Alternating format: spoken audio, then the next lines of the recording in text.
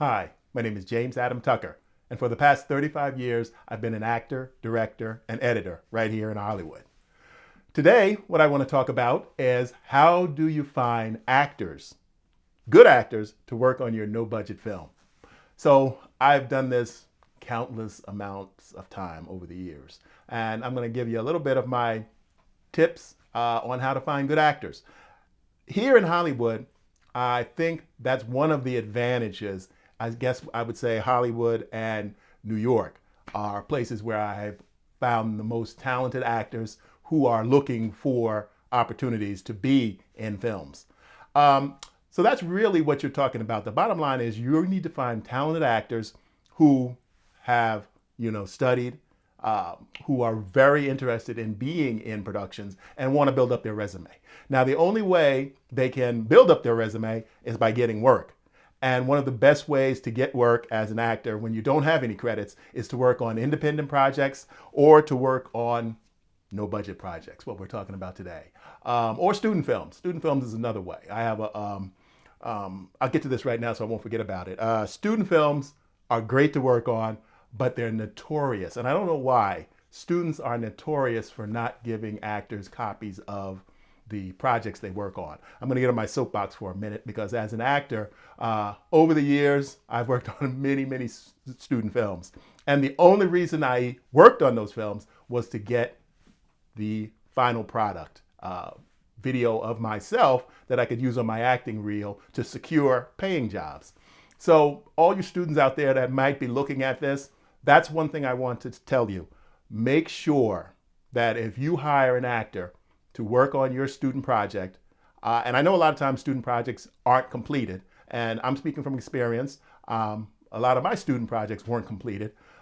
Some of my, once I turned pro, as they say, filmmaker, some of my projects weren't even completed. But I always made sure that my actors got copies of their footage, even if it was the raw footage. It's very disrespectful. It's very unethical, and it's just bad. If you have someone come and work on your project, and the reason they're doing it is so they can get copy of the footage so they can use on their reel to potentially secure other jobs. And you need to really make sure you give the actors that footage. I'm not saying giving them your whole film. I'm saying if you decide, okay, this film is not working, I'm going to move on to something else, give them some of the footage that they shot for you, some of the, with dialogue, obviously, and it doesn't have to be edited. All you have to do is just cut the little pieces out, from some of the scenes they've done and send that to them. It's even easier nowadays with the internet. You can upload it on one of the video sharing sites. This is something that I really feel strong about as an actor and as a filmmaker. Because it's happened to me. It's happened to many actors I know. You can ask any actor probably that has done some work, and they'll probably say, oh yeah, I got this footage I'm waiting on. And it's probably from a student project. So again, I won't keep down that path. But make sure if an actor shoots for you that you give them a copy of their footage. Think of it from their point of view. They're using their gas, their time, their resources to come work for you for free. And they want that footage. That's why they're doing it. Okay, enough of that. Let's get back to how can I find good actors to work on my no budget project. So one of the ways is nowadays social media and the multitude of sharing sites out there where people can talk about things they're interested in. So there are a number of sites out there for new actors. There are a number of sites out there for filmmakers. You can join some of those sites. You can mention your project. Some of the sites encourage you to do that. So you have to check the rules and whatever the setup for the site and see if you can talk about your project. And you want to communicate with actors. You still want to audition them. You don't just want to hire the first person that says, yeah, I'll do it, but you want to audition them. So that's one of the ways is using the internet. There are also a lot of social media sites, not social media sites, excuse me, casting sites. Now, some are shaky. So you want to kind of do your research, Google the sites, and find out which are the best and ethical social media site for casting. You don't want to put your projects on sites that charge the actors, exorbitant fees or that mislead the actors. So do a little bit of research before you post your casting on these sites that may not be legitimate. So, and it doesn't take that with Google. It's not that hard to find out what sites are good and what sites are bad. So you find a good site, you post your project up there. A lot of times the sites that nowadays, there are a lot of sites, I'm going to mention their name, Actors Access. They're a really good site. I've been using them for years. I recommend them because they really do a thorough, sometimes it's for the producer like myself, it's frustratingly thorough. But if you think about it from the other side of the table, from the actor, it's better that they really scrutinize the producers and find out who they are. You know, they have to turn over their driver's license. They have to turn over information about their project. They want to see your website. They want to look at, your social media. So they really do a good job at trying their best to vet the people who are advertising projects to be cast on their site, because there's a lot of people out there who are, unethical, and you want to protect young actors from them. You don't want them caught up in scams. You don't want them caught up in, situations that could hurt them, all kinds of ways. I won't get into that. But it's great that some of the sites really try to look at the producers and the casting people and see that they are who they say they are, and see if they have any experience, and just keep a record of who they are. So if something unfortunately did happen, they can show that, they did their due diligence and tried to find out who these people are casting this project beforehand. So again, you're going to find a lot of sites out there. I recommend Actors Access. Backstage is pretty good. Also, they try to see who's posting the casting notice, and dig a little bit into their background to see who they are, as much as they can find online. So it's good to have those sites, the ones that are above board, that try to look into who's doing the project to help protect the actor to some degree. And actors themselves, they have their own responsibility of trying to, especially an unknown project, non-union projects, you want to do a little Google search on the people and try to find out who they are, find out, have they done anything before, so you do your work too. You do your homework too. As an actor and an actress, you want to look into these people who are producing the project before you just show up at the audition. Also, again, I said free casting websites. Yes, we talked about that. There are a lot of them. Film schools and acting classes. Now that's another avenue that I haven't pursued, but I know some fellow filmmakers who have pursued those avenues of working with film schools. Sometimes film schools have bulletin boards, and sometimes they even have a formal place where you can submit your casting notice to the film school, and they will get it out into the hands of actors who are interested in working on projects. So that's another avenue that you may want to consider going down. You can contact the school and find out if they do anything like that. I think New York Film Academy does. I'm not positive, but I think they do, and they're all over. So that's one way you can try to find actors. Acting classes in general.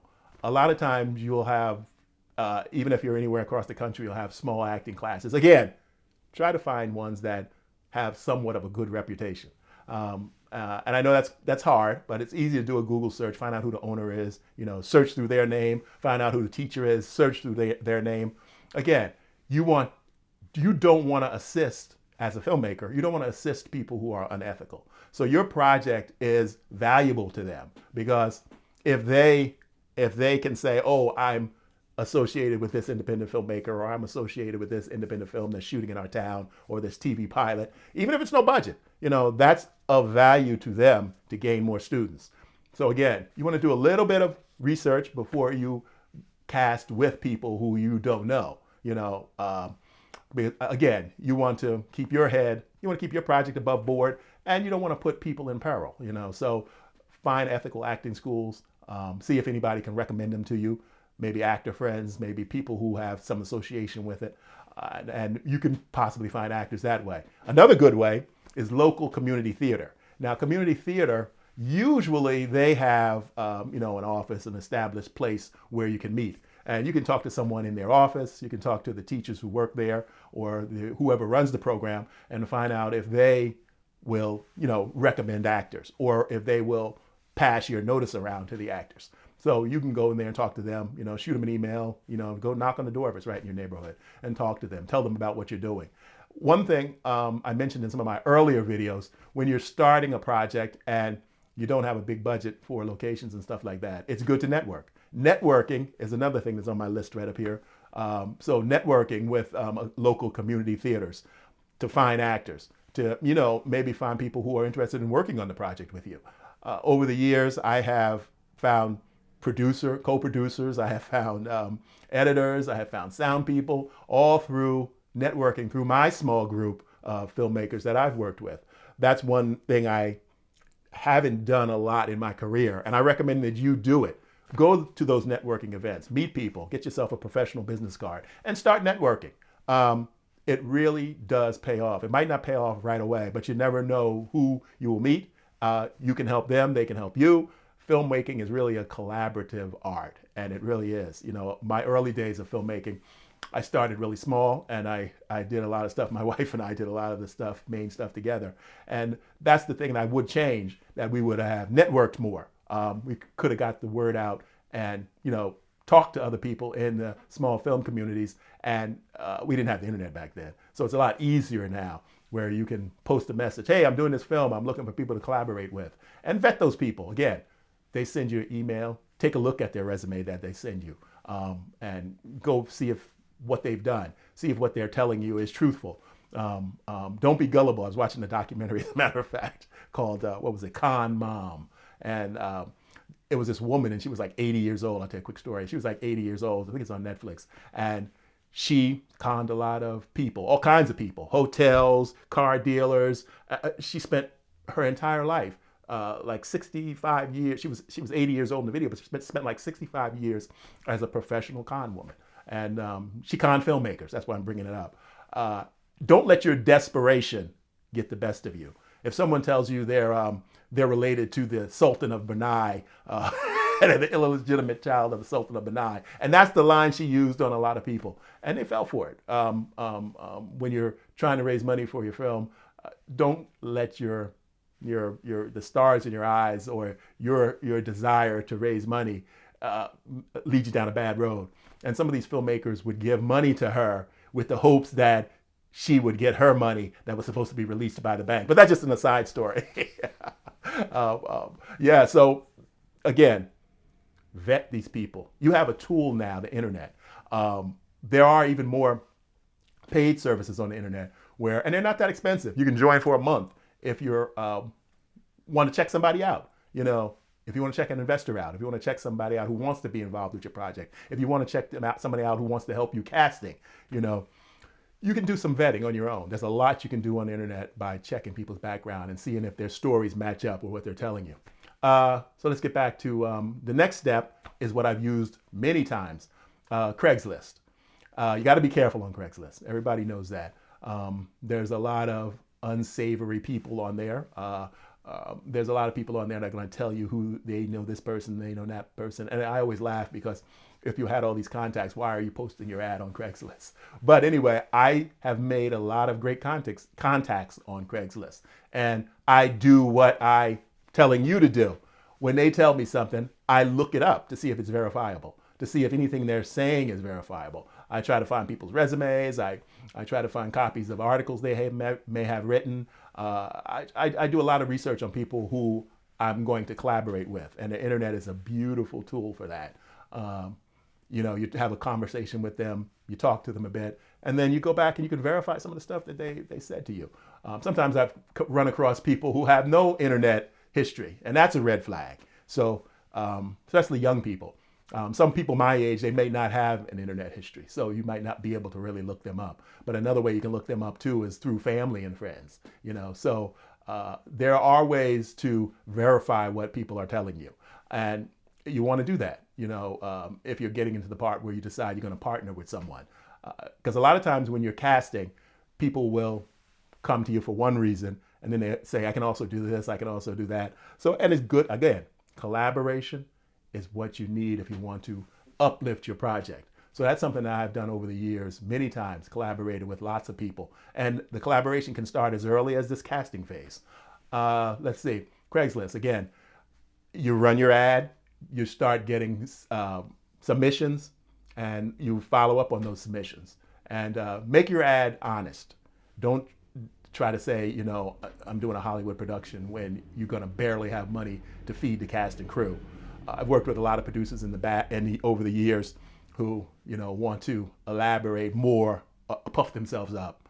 I'm a kind of person that tells the cast and crew up front that this is a small, no budget project. You know, I'm going to have meals for you. I'm going to have a little bit of craft services. And, you know, if it's copy and credit, I tell them that right up front. I tell them the amount of days based on my estimate of how long I should have the work days will be. I try to be upfront with about everything I can. And I recommend you do that too, because they're going to respect that. You want people to, if you're asking people to help you, you want to be open. You know, you don't want to be secretive and say, oh, I got these investors and I can't say the name because, you know, they don't want their name spread around. Whenever you hear people talking like that, that's a red flag. Don't ignore those red flags, especially if you meet people on Craigslist who you haven't worked with in the past. I know you may want to make sure your project has the funding it needs. You may want to make sure it goes smoothly, and funding will always do that. But don't get sucked in by people trying to puff themselves up and say they can do what they can't do, and they know this person, they know that person, or I can't mention this because it's you know, this person doesn't want their name known. I'm connected to this A-list actor, and you know, don't go for it, please, please. There's so many con people out there nowadays, and do not send people money. Again, another little side story. I watched I can't remember where it was. It was some documentary I watched online, and I just couldn't believe it. Independent filmmaker crew. They were going after crew. It was something about someone was focusing on Hollywood crew, and they would be inviting them over to foreign countries and getting them to, you know, they might do a thing to trick you at first. They send you money for a ticket, but then you have to pay this fee to a hotel person, this fee to a driver. And it's amazing that the amount of money that people do have that they can get easily conned out of when they see the fruit, something they want dangling in front of them. So be careful. Keep your eyes open. Again, while you're casting, you may get offers for funding. You may get offers for services that you can use. You know, you want to vet these people because what you're doing is something that is not easy to do if you're making an independent film without a big budget. Even if you're making an independent film with a small budget, it's not something easily done. Many people don't do it because it's risky. You know, you're most likely, over the years, I've made a number of films where they weren't profitable. And I just keep doing it. I mean, I'm on the process of now working on developing a television pilot. And it could work out, it could not work out, but that's the gamble of the independent film business. But you don't want to drag yourself down by getting involved with con people. So keep your eyes open, look for those red flags, even while you're casting stage. Those red flags can pop up. Actor may say he knows somebody who knows this person, but they just need a little bit of money so that they can bring him into town. You know, just all kinds of weird scams that are out there. And don't let your desire to get your project made let you fall victim to scammers. Let's see. Offering something in return. Now that's a big one. That's a big one. And again, that's going to go back to what I talked about in the beginning. Actors need these roles with dialogue for their reel, because that's the only way that first of all, that's the only way they're going to get an agent. That's the only way a casting director is going to look at them to see whether they're going to let them audition for a larger project. So actors need professionally shot video to show their talent. A lot of actors get demo scenes, and a lot of demo scenes aren't produced to the quality where it looks like it's from a larger production. Just to throw my name in there, I do demo scenes for actors. You can find my website down in the information at the bottom of the video, and you can find the information to my demo scene website. I do demo scenes for actors, and I try to always make it look like it's from a larger production, because that's what actors need. They need copies of their work in a real work environment. So what I mean by that is they need copies of them working in a scene with other actors in what appears to be, even if it's a micro budget, no budget film.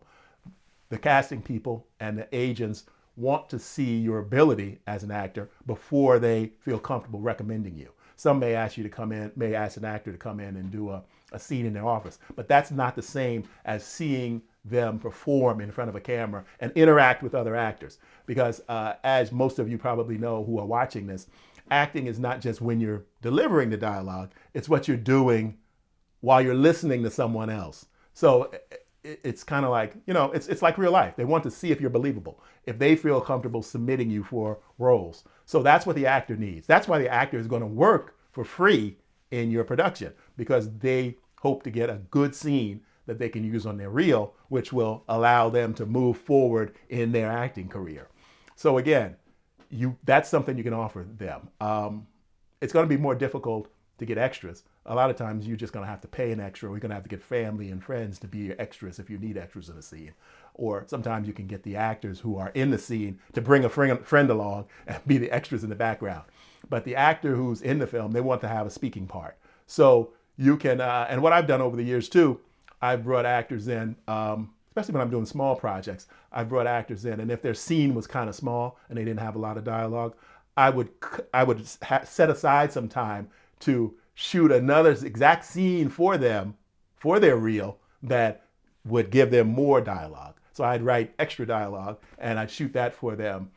Since I couldn't pay them in cash, I would actually shoot them a demo scene that they use on their reel with more dialogue and more character, so they could show their talent on camera. And I would give them that, and they could use that on their reel. And then I'd use the scene that was written for the film, in the film. So that's something else that you have to keep in mind. If you can't pay actors, you can offer them services that they may need. Over the years, I've offered actors, as far as payment, I shoot headshots. I'm not the greatest headshot photographer, but I shoot pretty good headshots. And I would offer actors a headshot session, 1 hour session, maybe 3 changes. And that would be their payment, in addition to the scenes that they would get. So there's creative ways you can pay actors if you don't have the cash to lay out. You have the equipment, you have cameras, lights, sound, you have all that kind of stuff. So you can use that to give them something in chain, bartering per se. I guess you could call it bartering. And then finally, word of mouth and networking. I think I kind of mentioned that earlier. Once you start casting, a lot of times what I've done, I cast my principal talent first, and then I talk to them. And if they seem, and most of the time I wouldn't cast them if I didn't feel that they were someone who was trustworthy, reliable, dependable, and really invested in the project. I get recommendations from them on actors that they've worked with in the past. Actors they worked with, friends they worked with, that are good, that can uplift the project and are willing to work for free, or for copy and credit, or for some kind of barter. Like I said, again, headshots, demo scene material. And I've got a great recommendations that way. Even got some B-name actors who were friends of actors I cast in projects to work in some of my films over the years. So word of mouth, and once you start spreading the word, which again, you got your social media, you're going to get connections and you're going to get people. And once you cast some people, then you can talk to them about helping you spread that net and get the word out. Because sometimes when you start a project and the project has what they call legs, or people will hear the story, oh, that's a good idea. I would like to see that. The word starts to spread, and you'll be getting contacted from people who are camera people, sound people, crew people. I'm not saying you're going to get them all to work for free, but you may be getting discount services. You may be getting offers for that. You may be getting barter services. So get the word out there, start networking, tell people what you're doing. Talk to people, even people who aren't in the film business. You never know if you get a location. Somebody may do a day, someone may do craft services, someone may do set design, that kind of thing. A lot of crew people who are starting out, production assistants, sometimes you can get them for very cheap, or, they need experience also.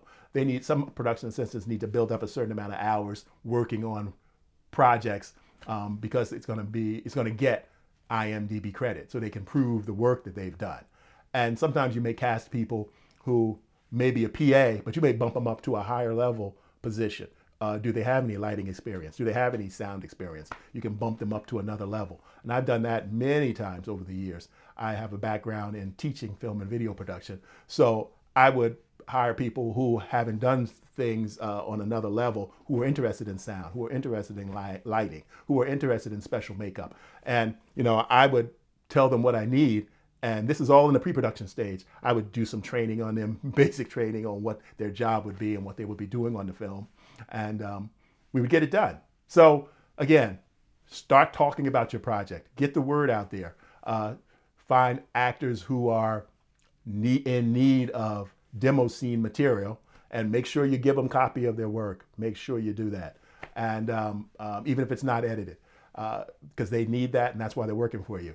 So you spread the word out there. You never know what may develop from someone talking about your project, even in the very early stages. And if you have a good script, if you have a good log line and a good summary, you can start showing people what you plan to do. And it's amazing how sometimes these projects take a life on of their own. And the ball starts rolling and you end up with a bigger project than you initially started out. Thanks for joining me. I'll see you on the next one.